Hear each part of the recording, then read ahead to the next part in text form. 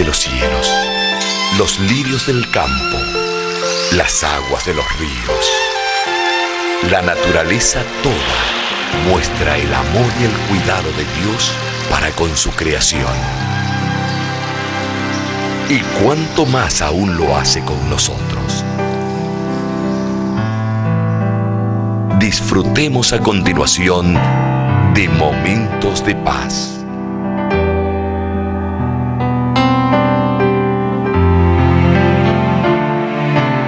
Apreciados hermanos, un servidor se complace mucho en estar nuevamente con ustedes. Les deseo de todo corazón un feliz sábado, que tengamos una feliz adoración, que al sentarnos a los pies de nuestro Maestro sea nuestro gozo y nuestro privilegio no solamente escuchar su dulce voz, sino también recibir sus palabras en el alma y contemplar su divino rostro. Realmente el sábado es una respuesta divina para las inquietudes humanas. Este es un tiempo que nosotros deberíamos verdaderamente sobreestimar, si se permite la expresión. El sábado está cargado con intereses y consecuencias eternas. Así que hoy el cielo, en su misericordia infinita, nos llama a nosotros a ser fieles observadores de los ciclos. Toda la vida nuestra está realmente regulada por ciclos. De allí que hay día y noche, horarios regulares de comida, horarios regulares para uno acostarse y también para uno levantarse, para hacer sus actividades, ¿verdad? Y dentro del modelo bíblico, interesante que el cuarto mandamiento en Éxodo capítulo 20 presenta un modelo trabajo y descanso. 6 días trabajarás y harás toda tu obra, pero el séptimo no. Allí hay un modelo trabajo-descanso que la humanidad ha querido mejorar y realmente no han podido hacerlo, porque lo de Dios no puede ser superado ni mejorado. De manera que el Señor nos presenta, repito, un modelo trabajo-descanso dentro del cuarto mandamiento, y eso es simple y sencillamente un llamado, eso implica un llamado: obedezca los ciclos. Cuando nosotros observamos rigurosamente los ciclos que gobiernan la vida biológica y la vida del alma, los primeros beneficiados vamos a ser nosotros. Duerma a tempranas horas, ¿verdad? Tome el tiempo necesario para descansar. Utilice las actividades del día como concierne al día y no cambie el día por la noche. Es un trágico error hacerlo.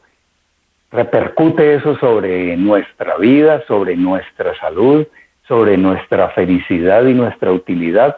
Definitivamente. Ahora imagínense el reposo del séptimo día. Si los ciclos de cada día que se les llaman circadianos, ¿verdad? Es lo que otros han tratado de definir como el reloj biológico. Los ciclos de cada 7 días se han encontrado, pues que también pueden quedar incluidos dentro de eso, un ciclo que va a favorecer toda la fisiología nuestra de una manera verdaderamente admirable. Dice que le llaman los ciclos circaseptanos. Así que cuando llega el sábado, un servidor por fe trata de entrar en esa experiencia bendita para que todo eso gravite sobre mi alma y me permita pensar nuevamente mi periodo de actividad y de vida útil de una manera mucho más convincente, como que he encontrado, me he potenciado, ¿verdad? Me he revitalizado, he tomado nuevas energías y ahora puedo entonces, con esa carga adicional que traigo, pues dedicarme a servir más y mejor al Señor y también a mi prójimo. Una bendición definitivamente. Hermanos, yo no quiero hablar exactamente de ese punto. Estoy sencillamente extendiéndoles una bienvenida.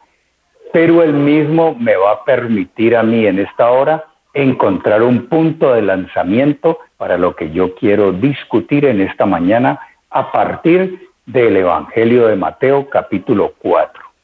Antes de tener la lectura bíblica, les voy a invitar, después de este generoso saludo,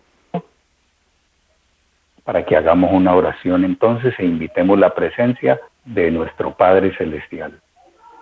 Amoroso Señor, que vives y reinas por los siglos de los siglos, anhelamos de todo corazón experimentar el encuentro con lo divino en esta hora. Y en este espacio formidable que tú nos regalas para que todas las energías del alma queden comprometidas y compenetradas con tu presencia por medio de tu palabra, rogamos la dirección de tu Santo Espíritu para que la aclare en nuestra mente y la establezca en nuestro corazón y la forme parte integral de nuestras convicciones, de las cuales esperamos por gracia tuya no ser movidos ni removidos. Bendice la iglesia, Señor, y bendice a tu pueblo que en esta hora se congrega y busca afanosamente tu rostro. En el nombre del Señor Jesús lo pedimos y lo agradecemos. Amén. De Mateo 4 leo lo siguiente, hermanos. Desde entonces comenzó Jesús a predicar y decir: arrepentidos porque el reino de los cielos se ha acercado. Versículo 18, 4:18 del Evangelio de Mateo. Andando Jesús junto al mar de Galilea, vio a dos hermanos, Simón, llamado Pedro, y Andrés, su hermano, que echaban la red en el mar porque eran pescadores. Y noten bien lo que va a pasar ahora, hermanos. La experiencia es archiconocida, la hemos estudiado tal vez mucho tiempo, pero hay una declaración aquí que palpita que nosotros no podemos pasar por alto. Es el encuentro entre Jesús y estos dos hermanos, y va a ocurrir una cosa verdaderamente importante, una cosa supremamente importante, yo diría relevante, y no podemos pasarla por alto. ¿Qué va a ocurrir? ¿Qué fue lo que ocurrió? Jesús les dijo: venid en pos de mí. Venid en pos de mí. Y entonces, como consecuencia, yo os haré pescadores de hombres. Cuando yo leo esta declaración, puedo compararla con la de Mateo 6:33, cuando dice: mas buscad primeramente el reino de Dios y su justicia, y todas las demás cosas os serán añadidas. Es un trágico error invertir el orden, como es un trágico error convertir el día en noche y la noche en día. Lo primero es lo primero. Y dentro de la conformación sintáctica del texto de Mateo 6 es: busquen primero el reino de Dios y su justicia, y todo lo demás puede ser considerado como accesorio, pero va a ser añadido conforme a la misericordia y a la gracia de Dios. Recordemos el Salmo 23, Jehová es mi pastor, nada me faltará, pero parece que es un poco más profundo y más hondo y más hermoso. Yo diría así, con un sí condicional: si el Señor es mi pastor, de nada sentiré falta. Con Él es todo. De manera que si Él es todo, si Él es si Él es el germen, todo lo demás que consideramos como envoltorio, como accesorio o como el cascarón, necesariamente va a tener un espacio y un lugar importante, pero sujeto y dependiente de lo que es la esencia. Si nosotros divorciamos ese aspecto o invertimos el orden, vamos a cometer un tremendo error. Jesús llama a Andrés y a Pedro a una causa, hermanos.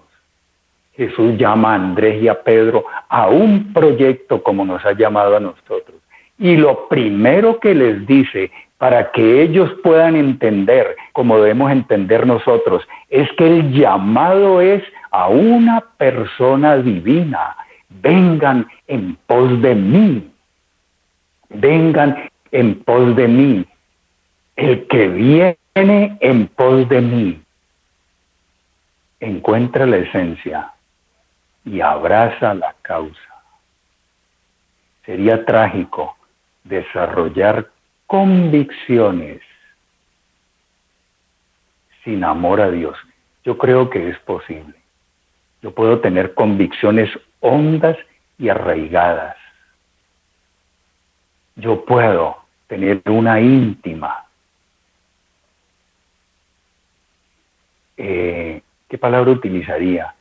Una íntima disposición y predisposición por una causa. Pero perder de vista al Señor de la misma. Y en los momentos críticos y difíciles de mi vida, puedo seguir de parte de la causa, aunque traicione al Señor de la causa. ¿Podría suceder eso? Dentro de la mente humana cualquier cosa es posible. Antes de decirles por qué estoy tratando de plantear eso así, yo quiero que miremos por un momento lo que pasó en el Evangelio de Juan, con el mismo Pedro. El último capítulo.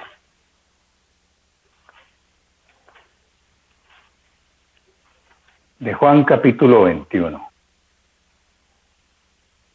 La experiencia de Pedro después de aquel momento tan difícil que él tuvo cuando negó al Señor. Entonces, terminando este evangelio, cuando el Señor llama a Pedro y le dice, me amas y me amas, voy a leer solamente la parte final.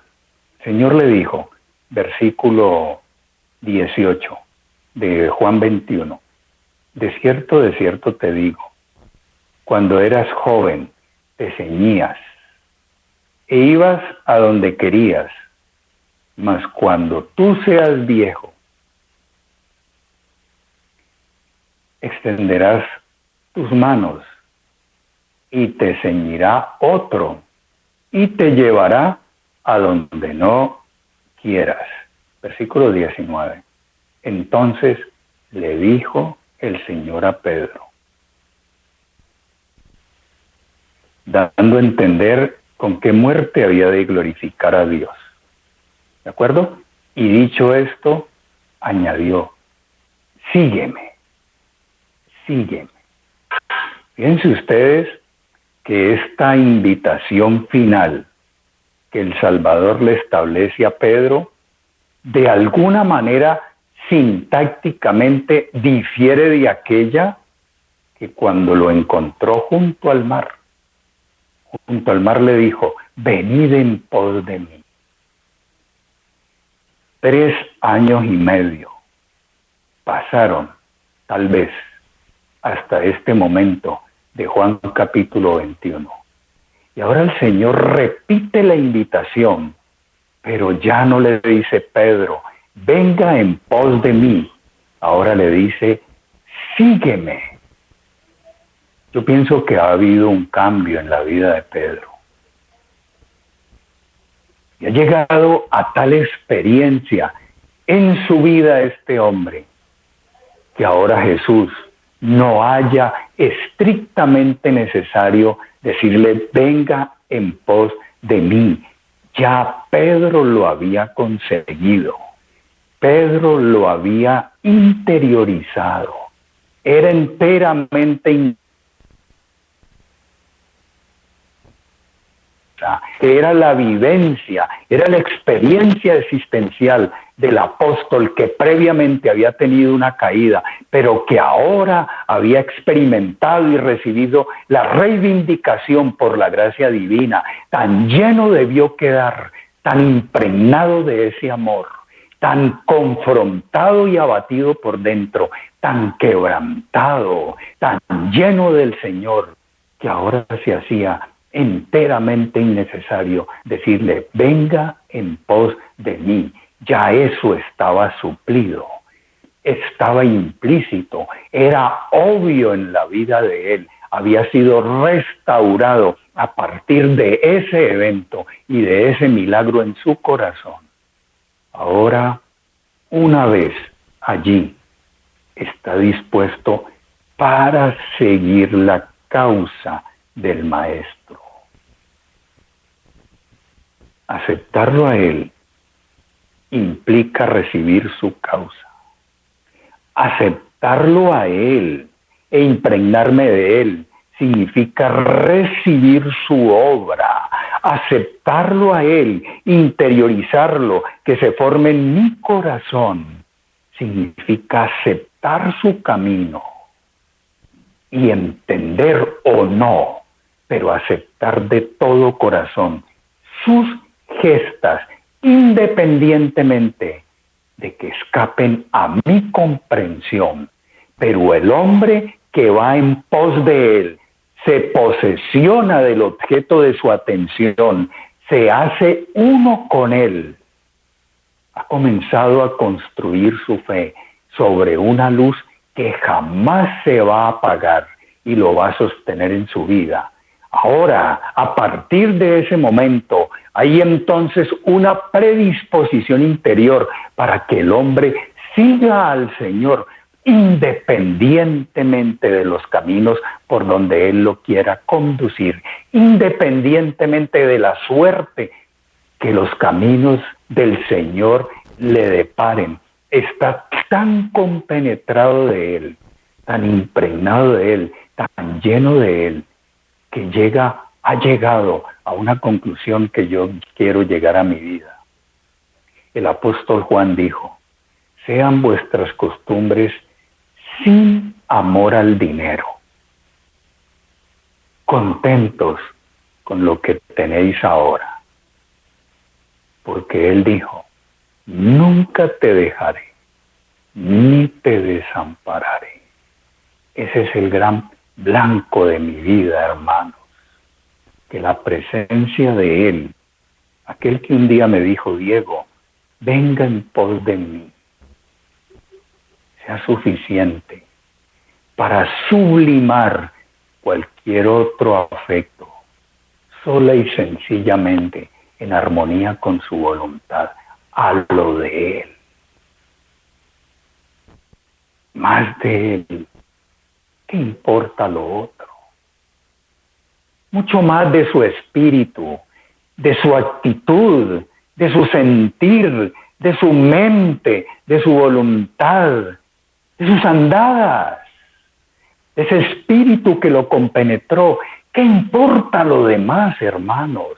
Si todo se va a acabar. Aquí lo importante es definitivamente el ser, y el ser lo va a dar aquel que en esta mañana reitera su invitación con amor: vengan pero en pos de mí.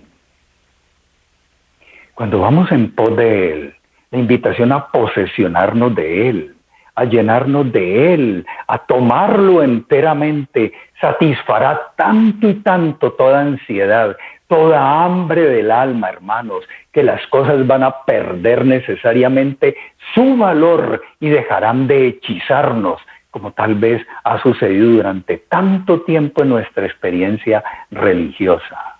Sean vuestras costumbres sin avaricia, sin amor al dinero, dice otras versiones, contentos con lo que tenéis ahora, porque Él dijo: nunca te dejaré ni te desampararé. Y yo anhelo tanto y tanto eso. Lo propongo en esta hora. Digo yo, hermanos, delante de ustedes, ¿no? Con confianza, con cariño.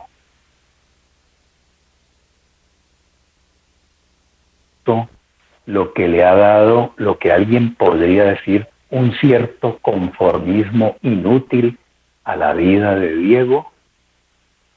¿A qué me estoy refiriendo? 32 años en una silla de ruedas. Yo he escuchado personas que me han dicho: usted ya se conformó y ha perdido aspiraciones tal vez. Una vez hablaba de ese versículo, ese es en Hebreos 13:5, me gusta mucho. Yo recuerdo tanto de un grupo de pacientes allá en la Fundación Vida Superior en Colombia. Y había un hombre importante de la sociedad bogotana, un hombre influyente, un hombre de clase, un hombre de sociedad, un hombre de estatus. Y él me escuchaba atentamente. Sufría de Parkinson. Había ido al CIREC cubano a recibir tratamiento y cirugía. Y había mejorado ostensiblemente de su problema y de su temblor. Sin embargo, algunas cosas todavía asaltaban a este hombre. Llegó don Flavio y se sentó ahí y me escuchaba atento, como absorto, me contemplaba y me consideraba. Y yo lleno de ese ímpetu, estaba mucho más joven, hermanos, tenía mucha energía, a pesar de que estaba discapacitado, y yo derrochando todo eso allí, hermanos, estaba en un éxtasis hablando del Señor, lo que me gusta hablar, y hable, y hable, y hable. Terminó la reunión, seguía el desayuno. Me dijeron que era hora de dejarlos ir para poder atender entonces su aspecto nutricional. Pero don Flavio se me aproximó y me dijo: Diego, quiero hablar contigo. Hermanos, nos olvidamos del desayuno. Don Flavio se olvidó y un servidor también tenía que hacerlo. Se sentó muy al lado mío y comenzó a hablarme con una delicadeza, una prudencia y una mesura que yo no tengo, pero que quisiera también como aprovecharme de eso y llevarlo al interior de mi vida. Este hombre no era cristiano tal vez con la profesión de fe tan elevada como la que yo tengo. Y luego con ese tacto, esa delicadeza y esa prudencia me dijo: Diego, yo creo que te has conformado. Tu experiencia te ha llevado a un conformismo y tu religión también. ¿No crees que si tú buscaras lo nuevo que hay en la ciencia, podrías mejorar ostensiblemente tu condición física y ampliar tu radio de acción y tu influencia? Yo me imagino en el colegio que yo tengo, me imagino a Diego dándole una charla a mis maestros y a mis alumnos. Hagamos un plan, Diego, para tu vida. Te invito para que consideres la posibilidad de ir al CIREC cubano. Yo quiero ayudarte.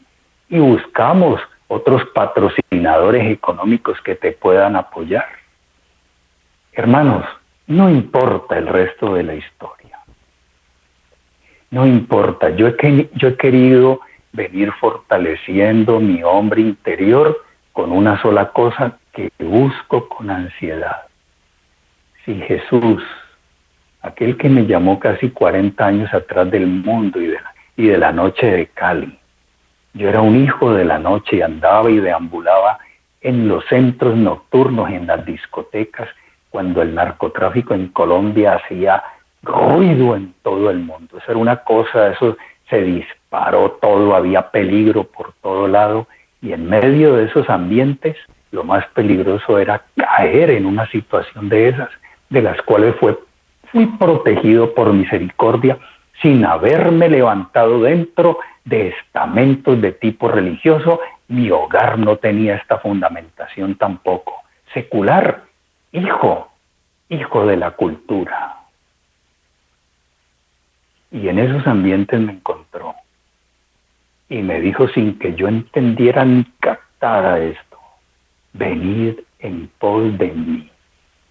Yo no entendía eso, hermanos, pero unos ciertos encantos comenzaron a desembrozarse delante de mi vida. Y han logrado transmutar tanto y tanto mi experiencia interior, lo digo para la gloria de Él, que me han hecho cambiar el enfoque, la perspectiva de mi vida. No lo sigo por la recompensa ni por el miedo al reino de Dios y su justicia. Y lo único que yo quiero y anhelo es tenerlo a Él en mi corazón. Yo lo que no entendía es que años después iba a tener un punto neurálgico, mi invalidez, y que esto me iba a llevar imperceptiblemente a las instancias después de mucho tiempo, casi 3 décadas, para lograr entonces tener en mi corazón un afecto que se sublima y me eleva y me hace considerar todo lo demás como escaso. Yo digo, ¿qué importa que yo no pueda caminar? ¿Oro acaso en algún momento diciéndole al Señor, Señor, devuélveme la habilidad locomotriz? Restaura el tejido nervioso que se dañó, se deterioró, está irreparablemente allí puesto. ¿Será eso? No, hermano. No, yo lo único que anhelo es de Él, su mente, su actitud, su sentir, su espíritu. Apreciado hermano, yo te invito en esta mañana a considerar que ir en pos de Él te llevará espontáneamente a abrazar su causa y a compenetrarte tanto y tanto de sus energías, de su aroma y de su fragancia, que aceptarás también el camino de Él, porque lo trágico de todo esto es que nuestra experiencia religiosa se institucionalice. Yo veo un adventismo institucionalizado y paso a preguntarme por qué. Y es porque sencillamente los adherentes abrazaron una doctrina, la pueden defender, tienen convicciones al respecto, siguen capaces de hacerse matar por ella y hasta de matar a otros. Pero demuestra fehacientemente eso, que la doctrina que yo abrazo comporta al Señor de la misma. No deberían ser mutuamente excluyentes, hermanos.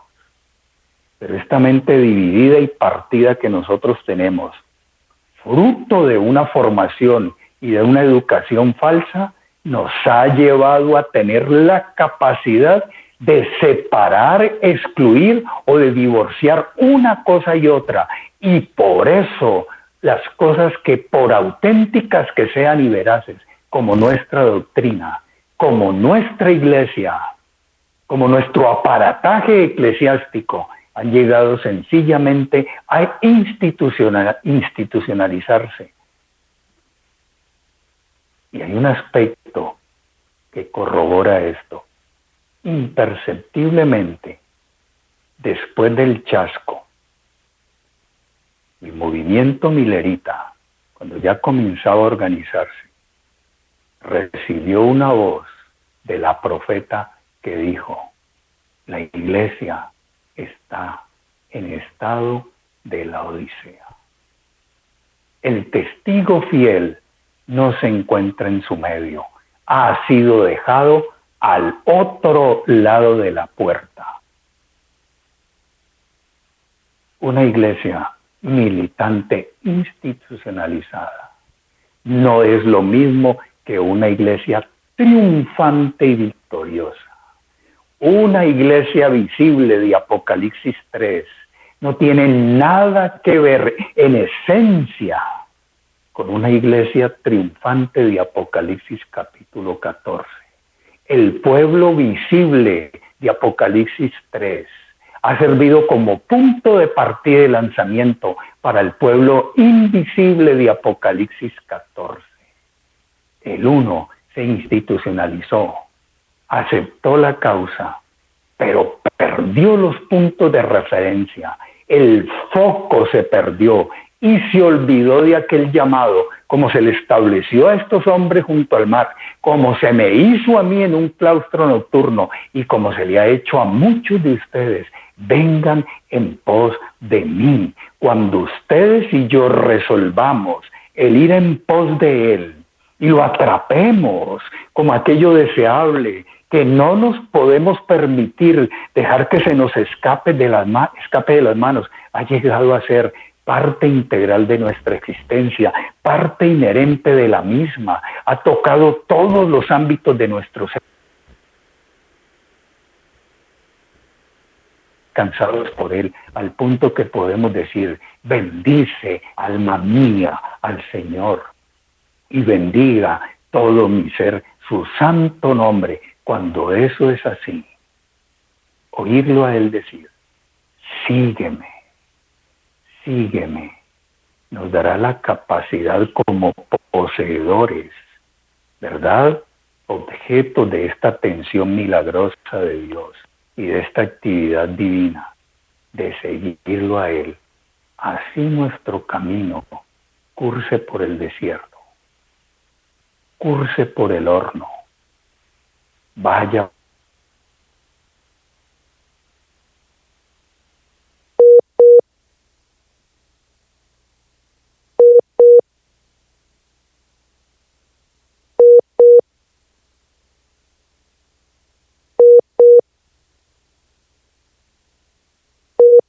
por el amor por Él y amor por una causa que nos ayudará y nos fortalecerá para aceptar las andadas suyas.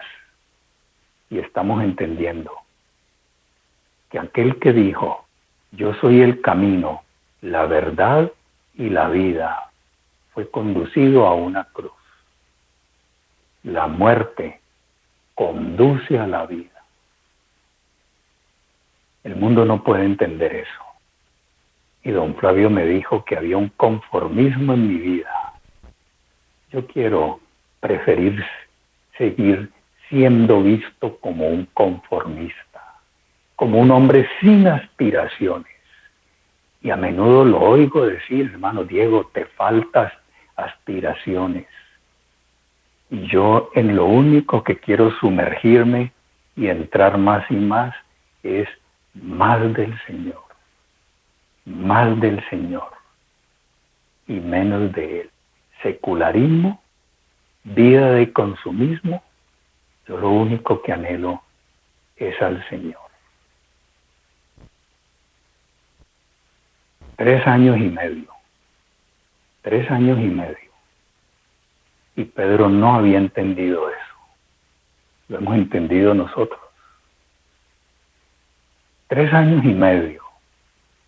Y Pedro no comprendió que quien se hace a Él, quien se posesiona de Él, quien tiene una relación viviente con Él, una conexión viviente, como el pámpano a la vid. Este hombre ha llegado inconscientemente, por la gracia del Señor, a tener la capacidad de que su amor por Él, por el Señor de la causa, por la causa personificada, Él, la causa es una persona. La doctrina tiene que ser una persona, la verdad. Y Él ha llegado entonces a esta experiencia. Les invito a buscar Lucas capítulo 14.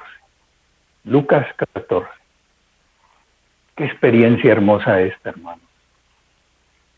Qué experiencia maravillosa. Lucas 14.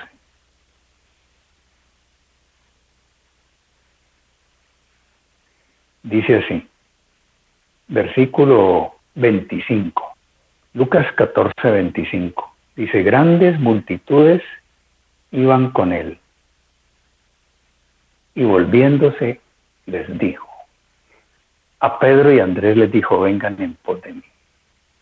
A mí y a ti nos llamó. Y pienso que de una manera en particular, pero siempre soslayando la esencia del asunto. Siempre con la tendencia a demostrarnos a nosotros que la prioridad, la esencia de esto, no puede ser perdida de vista. Ahora en esa ola de popularidad en su ministerio público, cuando las multitudes lo seguían y lo aclamaban, vio a la multitud venir y entonces se vuelve a ellas y va a probarlos. Verdad probatoria. Grandes multitudes, versículo 25 de Lucas 14, repito, iban con él y volviéndose les dijo. Pensemos en nuestra iglesia hoy. Ahí está él, mira, se vuelve y nos dice, ¿me quieren seguir? ¿Quieren seguir? ¿Quieren tener un referente para que ustedes vean lo que significa seguirme. ¿Quieren venir en pos de mí? Les invito a tener una relación viviente conmigo, visceral, íntima, de tal manera que esa relación. Noten el versículo siguiente, versículo 26. Si alguno viene a mí y no aborrece a su padre, a su madre, a su mujer, a sus hijos, a sus hermanos, a sus hermanas y aún también su propia vida, no puede ser mi discípulo. Es una relación tan fuerte que conlleva a su poseedor a tener la capacidad de eclipsar toda otra relación humana, por importante que sea, sin que sea excluyentes. El texto no está diciendo aborrece a tu padre para que me ames a mí. El texto está diciendo Jesús tiene que ser la prioridad. Hermanos, un día leí una carta que la señora White le envió a un hombre. La endosó, ¿saben? Un hombre casado, de ministerio, con serios problemas al interior de su hogar y de su experiencia conyugal. La esposa dejaba mucho que desear. Eso está por ahí escrito. Ella empezó a hacerle recomendaciones al hombre bien fuertes. Hasta que yo no leí eso, no consideré cómo es la óptica divina frente a este punto.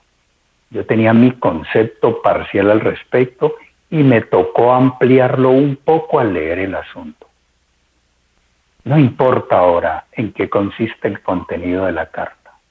Simple y sencillamente, para darle fuerza al consejo y a la recomendación que le hacía a él, allá al final de la misma, antes de terminar y despedirse, le dijo, y por favor, pastor, no olvide que su responsabilidad y su compromiso es primero con Dios que con la otra persona. Con eso cerró el comentario. Yo guardé el silencio cuando leí eso. Muchas veces hemos perdido de vista algunas cosas importantes que a nosotros se nos puede pasar por alto, de que Jesús tiene que ser la prioridad. Y amarlo a Él dentro de esta relación viviente va a llevar a su poseedor a que eclipse cualquier otra relación, por importante que sea. Amaba a María, amaba a los hijos de José, pero no lograron impresionarlo al punto de hacerlo volcarse a la tradición en detrimento de la verdad que él encarnaba y que había recibido de los mismos labios de ella cuando estaba en sus brazos y era educado, y tampoco podía ser que le rindiese pleitesía a los rabinos. Los respetaba y respetaba a su madre. Al final dio evidencias conclusivas con eso cuando colgaba en la cruz del Calvario, pero nada podía desviarlo ni apartarse. Nada podía desviarlo, ni hacerlo apartarse y salirse de la senda que había elegido, ser uno con el Padre Celestial. Hermanos, la causa es importante, la obra es importante, pero con la mente dividida que tenemos, corremos el riesgo de separar una cosa de otra. Es muy triste lo que les voy a decir ahora, y no lo digo en calidad de denuncia, pero yo he visto en nuestros ámbitos religiosos hermanos desde el púlpito en sábado lanzándose un furioso sermón de denuncia y de crítica contra aquellos que piensan diferente y a quienes ellos llaman disidentes o peyorativamente de otra forma. Y hay tanto celo sin ciencia allí.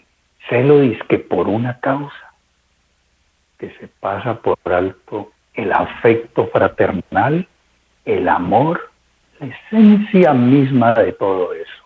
Eso es como el eje conductor, esa es la columna. Sobre eso se tienen que construir las demás cosas. La casa y el edificio deben tener una piedra angular formidable. Cuando nosotros lo encontramos a él, él pasa a ser la piedra de ángulo y se levanta todo. No tener eso allí es correr el riesgo de tener fisuras.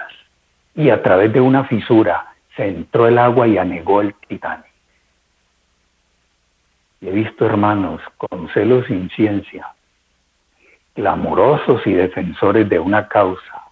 Yo no sé si el Señor nos ha llamado a eso, a despotricar y a estilar una cierta amargura, por no decir odio, criminal y homicida, contra aquellos que piensan distinto y pierden por alto una cosa importante. Hay niños escuchándolos, hay adolescentes y personas en un grado de inmadurez espiritual que no logran entender este asunto. Ahora imagínense, si es un padre con un hijito ahí sentado, ¿no creen ustedes que está bebiendo de ese espíritu? Impregnándose del mismo. Y la educación que implícitamente recibe el muchacho es amor a una causa. Pero ¿y el gestor, el fundador de la misma, dónde se encuentra? Ese es un estado de ceguera que necesita ser probado. Y el Señor se reserva el derecho a hacerlo. Si nuestra relación con Él no es capaz de eclipsar todas las demás relaciones humanas, por importantes que sean, si Jesús no es la prioridad, pero nos haya nosotros sinceros por dentro, tal vez honrados, defensores de una cosa que nos parece, porque nuestra visión y nuestra experiencia espiritual solamente ha llegado hasta ahí. Yo no puedo juzgar eso, nadie lo puede hacer. Yo no tengo el papel hoy de crítico ni de juez, eso le corresponde a él. Estoy simplemente apoyado en una realidad que vivimos, porque el hombre de Dios no puede perder el pensamiento crítico. Yo amo a mi hijo, pero veo sus errores y los cuestiono, pero lo miro con esperanza. El pensamiento crítico no se puede perder. Entonces, en medio de todas esas cosas, sí, el amor a la causa no te ha llevado a eclipsar las demás relaciones. Significa que Jesús no es la piedra de ángulo. Hay fisuras en la construcción. No estás edificando tu fe sobre la luz que nunca se apaga, sino sobre luces que se van a desvanecer necesariamente. Y el Señor considera necesario probarnos. Evangelio de Juan. Les invito a conseguir el Evangelio de Juan.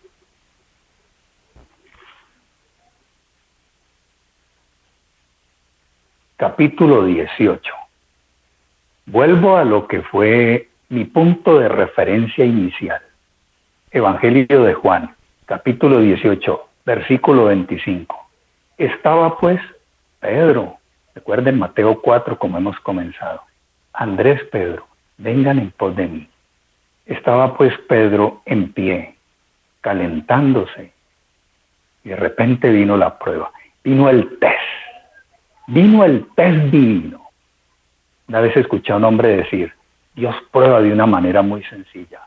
Ya los había probado en el huerto del Getsemaní y no pasaron la prueba, los halló dormidos.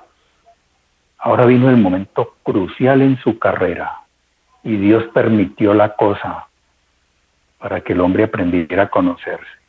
La señora White dice con toda razón, a partir de esto, valioso conocimiento es conocerse a uno mismo. Llegó el test, llegó el momento definitivo, llegó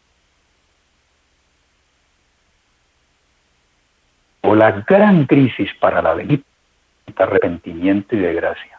Nosotros hemos encontrado la esencia. Tendremos tiempo para hacer un replanteamiento de nuestra vida, consecuencia de una reivindicación, si llegamos a tener la trágica experiencia que siempre dará un adventismo institucionalizado, una causa abrazada, pero distante del autor de la misma. Apreciado hermano, quien es discípulo, ahí leímos, si no deja padre, madre, no puede ser mi discípulo.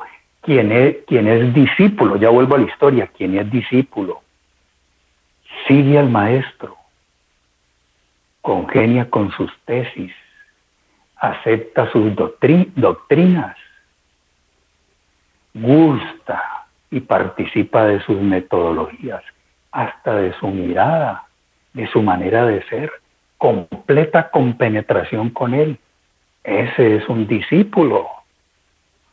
Se ha embebido y se ha empapado de todo de lo de su maestro.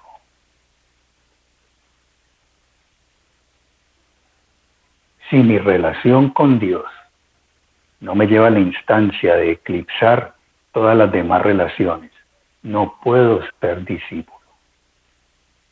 Porque en algún momento de prueba se me olvidará que mi responsabilidad en primer lugar es sobre Dios y que a Él le he cedido los derechos sobre mi vida que le corresponde por creación y redención.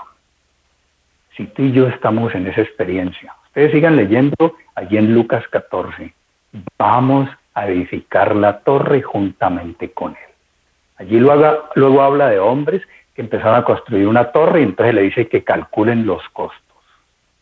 O sea que de pronto el edificio en ruinas despierte la burla y te hagas objeto del chasco y del ridículo público porque empezaste a construir y no terminaste. El Señor va a construir esa torre con aquellos que lo han abrazado a Él, que calculan los costos de seguirle. Y para poder que aterricemos y lleguemos a la realidad de qué hay dentro de nosotros, permite las pruebas. Vean lo que pasó con Pedro. Estaba pues Pedro en pie, calentándose, y le dijeron, ¿no eres tú de sus discípulos? ¿No eres tú de sus discípulos? Recuerde lo que el discípulo hace con respecto al maestro. ¿No eres tú de sus discípulos? Y él negó y dijo, no lo soy. El resto de la historia la hemos leído. No lo soy. Oh, Pedro, tú que habías hecho declaraciones altisonantes diciendo que hasta tu vida pondrías por causa del maestro, que aun cuando otros te negaren, yo no, Señor, te avergüenzas tan pronto de él y lo niegas tan pronto.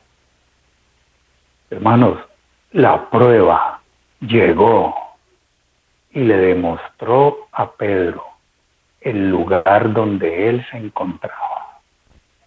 Lo quebrantó.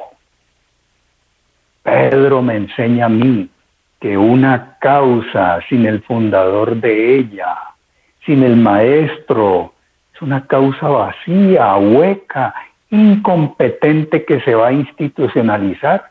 Una cosa es la iglesia visible y otra cosa es la iglesia invisible. Y el Señor, hermanos, va a pasar a su iglesia por la terrible prueba de la amarga podadera. Va a haber un zanambeo. Dios va a probar a su iglesia para que salga lo que es puro, lo que es auténtico y lo que es genuino.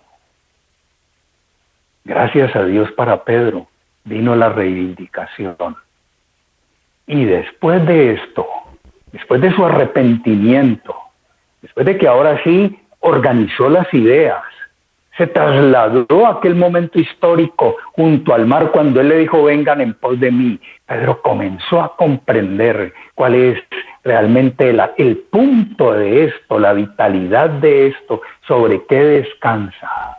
Y ahora ya vaciado por dentro, hermanos, sin preconceptos, sin prejuicios.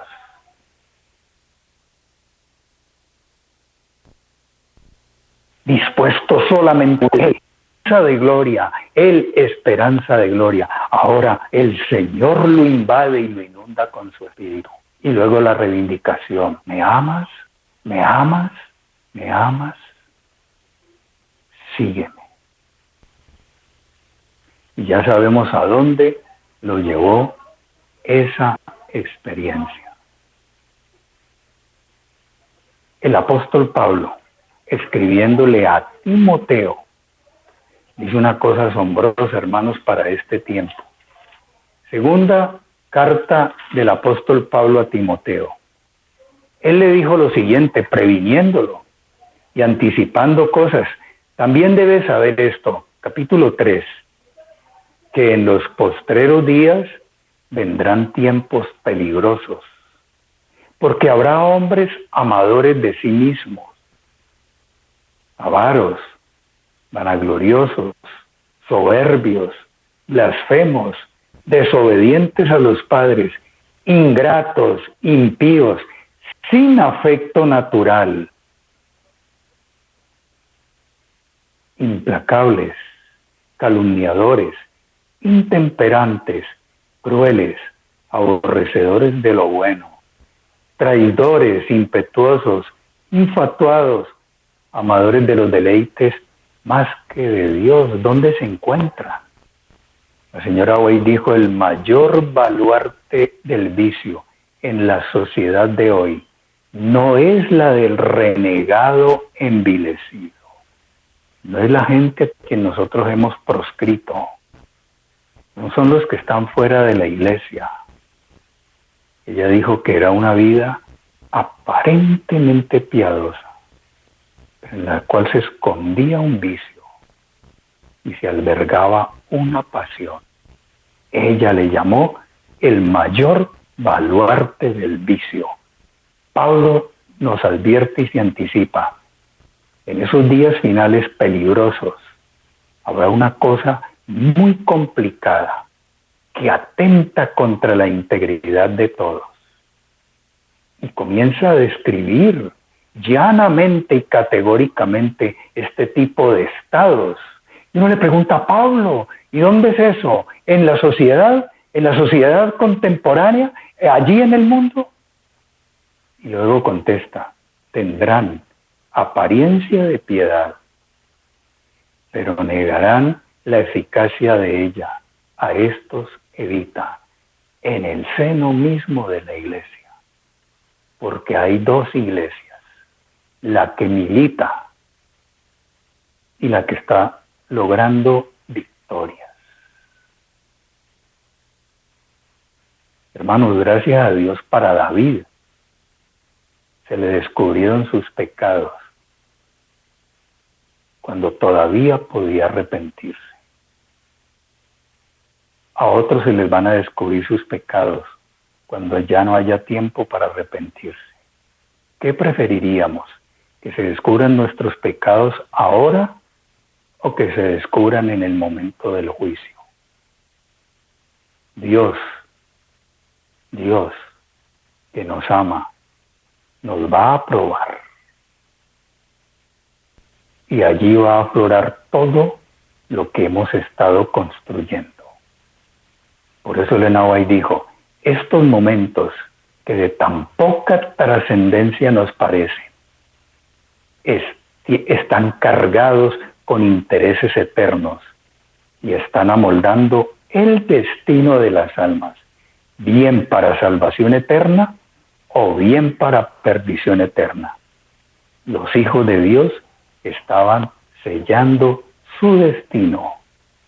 Viene la gran prueba para el pueblo de Dios. La gran prueba. Y en el Evangelio de Mateo, capítulo 24, ahí está la gran prueba para nosotros, en este tiempo del fin.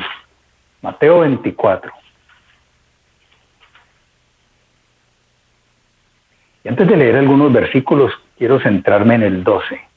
Mateo 24, 12, que dice que por haberse multiplicado la maldad, el amor de muchos se enfriará.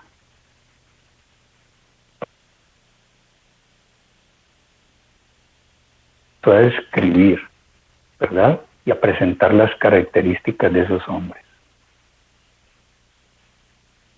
En este momento, previo al tiempo de angustia, Jesús señala una cosa.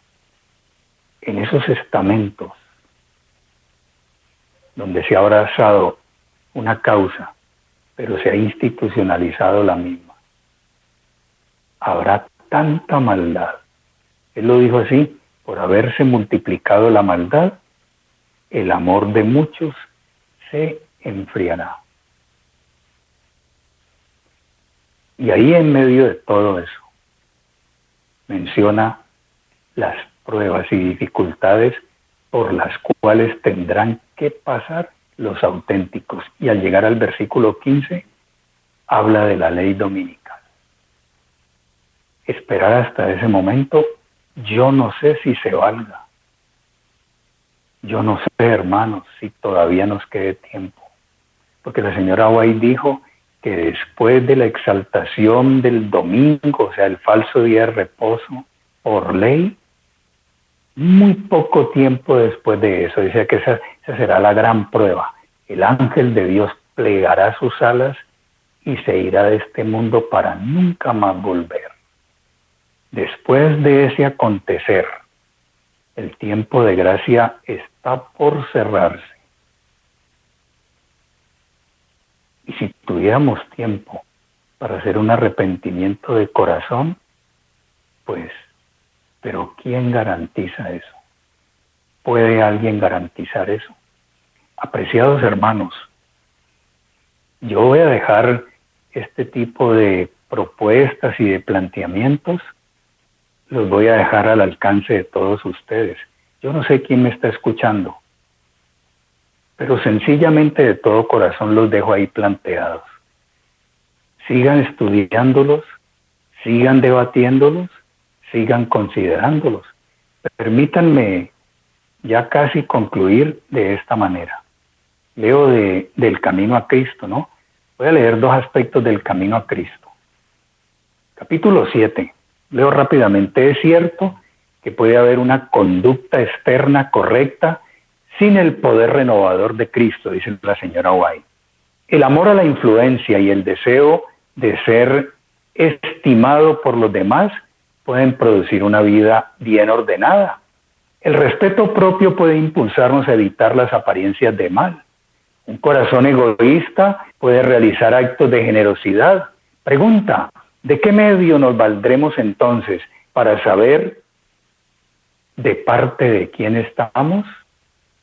Si de los que han hecho esto externamente o lo han hecho de corazón y están recibiendo la guianza del Espíritu. ¿De qué medio nos valdremos entonces para saber de parte de quién estamos? Y las preguntas son inobjetables, son categóricas, son sencillas, pero profundas. ¿Quién posee nuestro corazón? ¿Con quién están nuestros pensamientos? ¿De quién nos gusta hablar? ¿Para quién son nuestros más ardientes afectos y nuestras mejores energías? Dice ella: si somos de Cristo, nuestros pensamientos están con Él. Le dedicamos nuestras más gratas reflexiones. Lo hemos consagrado todo a Él. Lo tenemos todo lo que tenemos y somos lo hemos puesto sobre el altar. Anhelamos ser semejantes a Él, tener su espíritu, hacer su voluntad y agradarle en todo. ¿Quién va a creer que una pregunta tan importante despierte una respuesta de esta naturaleza? Hermanos, asegurémonos, si el venir en pos de mí ya ha dejado como conclusión inevitable que Él sea quien posee nuestro corazón. Él sea el que colma nuestro pensamiento. Jesús, justicia mía. Él es de quien me gusta hablar. La expresión más dulce de mis labios es Jesús, es Él. Es Él quien despierta y estimula mis más ardientes afectos y mejores energías. Y ella dice, porque si es así, si somos de Él, nuestras más gratas reflexiones, le hemos consagrado todo lo que tenemos y somos, anhelamos ser semejantes a Él, tener su espíritu, hacer su voluntad y agradarle en todo. Definitivamente, yo creo que con esto ya podemos concluir. Definitivamente, leo también del Camino a Cristo, pero este es del capítulo 11. Definitivamente llego a esta conclusión hoy. Un momento profético muy importante, cuando debiera estarse debatiendo en medio de todos nosotros este devenir sombrío, ¿verdad? Y estos momentos históricos.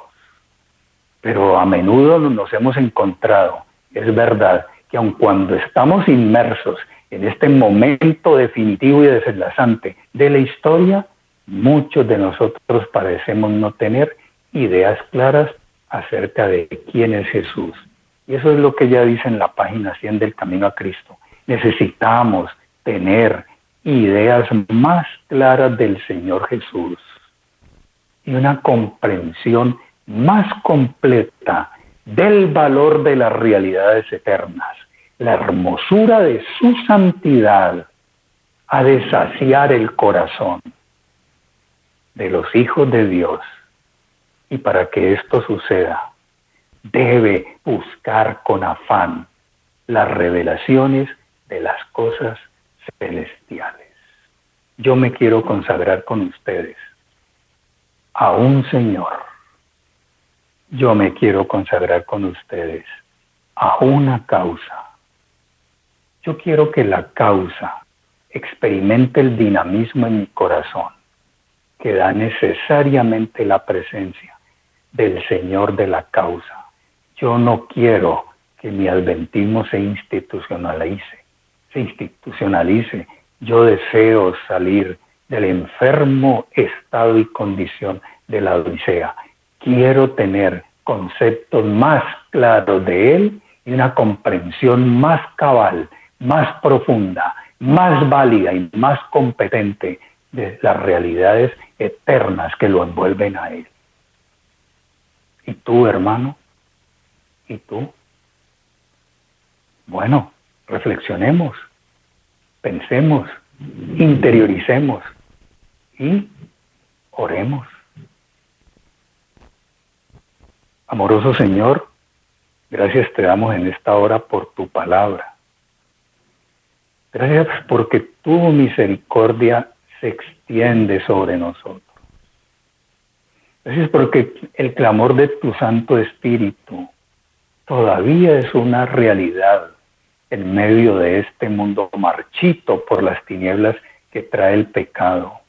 Gracias, Señor, porque a pesar de todo, todavía hay esa puerta abierta del lugar santísimo que nos indica a nosotros que el velo fue derrotado y podemos entrar a tu presencia.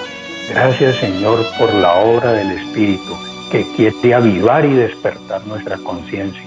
Te suplico que hagas el trabajo en nosotros hasta que podamos encontrar y saciarnos con esta luz admirable y que Jesús llegue a ser la sed de mi carne y el hambre de toda mi vida. En su nombre bendigo, lo suplicamos, oh Padre Celestial. Amén. Amén.